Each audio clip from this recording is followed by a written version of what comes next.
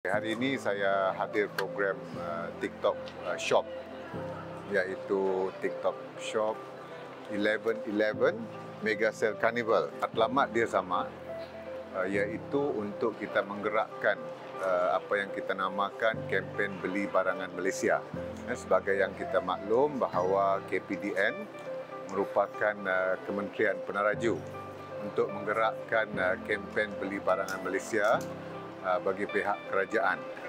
Dan kita melihat kepada trend kepenggunaan yang semakin jauh berkembang melalui platform e-dagang.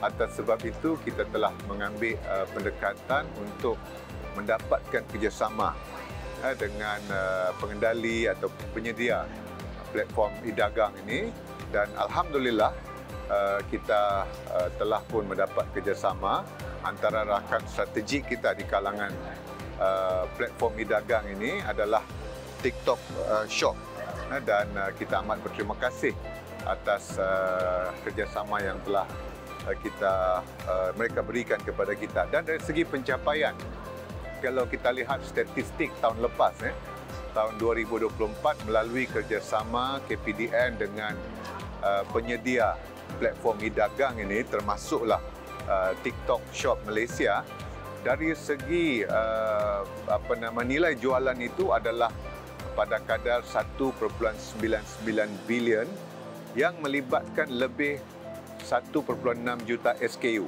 dan melalui KBBM, program khusus yang kita laksanakan bersama dengan platform provider e-commerce ini, yang saya sebutkan tadi, pencapaian tahun 2024 adalah 1.99 sale dengan melibatkan lebih 1.6 juta SKU.